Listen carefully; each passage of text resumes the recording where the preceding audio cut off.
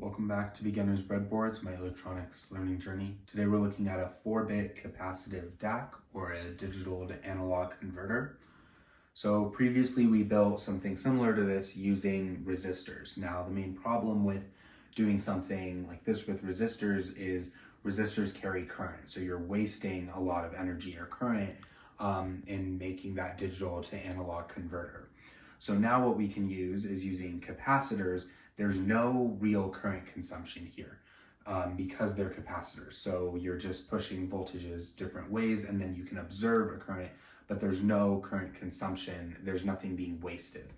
And so because of that, this is the method that's used in ICs. So what this is called is a binary weighted capacitor array. So we just have different capacitors of different values. So this is 1x, the capacitance or base capacitance is 100 nanofarads. And so this is 1x, this is 2x, this is 4x, and this is 8x. And so the way we're doing this is with ceramic capacitors. And the reason we have to use ceramic capacitors and not the other type electrolytic capacitors is because here we can charge the bottom plate to be higher than the top plate. And so the way we're actually doing this is by having a switch for each of those capacitors between VCC and ground so we can change it. So our VCC being 8 volts, the bottom plate of this can become 8 volts and then push the top plate up, which is the V-top. With an electrolytic capacitor, because there's a dedicated positive and negative end, you can't do it with that. However, the couple downsides to this is that the V-top is not stable like with resistors. So the capacitors will slowly start to discharge. So they'll only momentarily be at the proper voltage of V-top and then they'll discharge. So the way we build a digital to analog converter here is we can get 16 different values by placing the different switches in different varieties. So with 8x, you will get half of the VCC. With 4x, you will get another half. So with 8 volts of VCC, half of that, if this switch is turned on, you'll get 4 volts. If this switch is turned on, you'll get 2 volts. If this switch is turned on, 1 volt. And here, with that switch, half a volt. And the reason you're not getting like 8 volts here, so if you were to make this 8 volts and this gets pushed up to 8 volts, the reason V-top would only be 4 volts is because there's charge sharing with all of the other capacitors. So this 8x capacitance is also sharing between all of that, which adds up to another 8x of capacitance. And then with each of those, the charge sharing actually dictates what the voltage of V-top is going to be.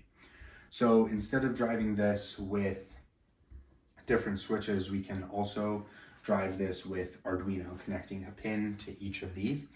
But with the Arduino, because we can't float a pin with that, we have to put an NMOS transistor here and then drive this node of the NMOS transistor to create what's kind of a floating pin. In terms of the current consumption, so there's no DC current consumption, but there is very tiny, like when it's changing, that instantaneous current consumption does exist, but there's no DC consumption there.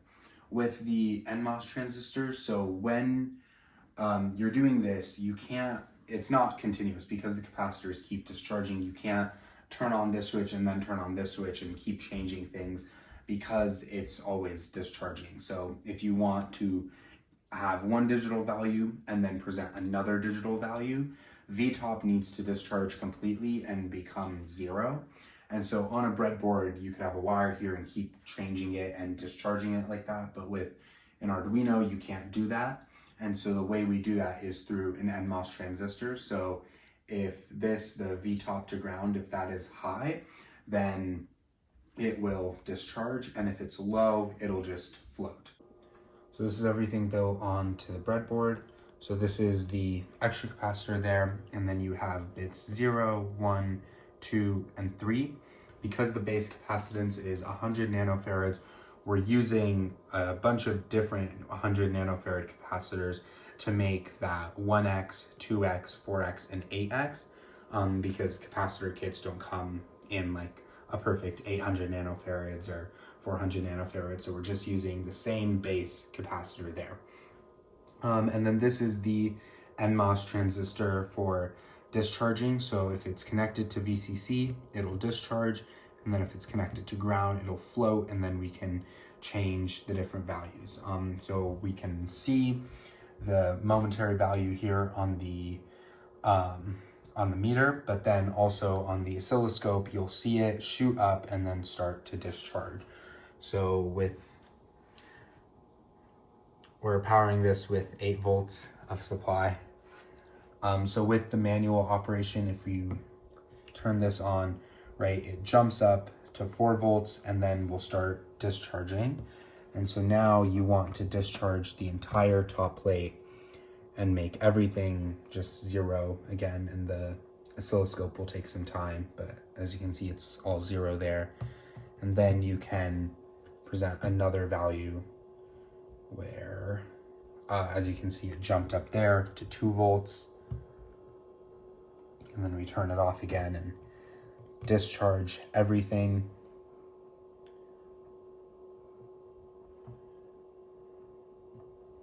Before we have a new value. So we can try to turn 2 of these on at the same time. So now we should have gotten, see what came.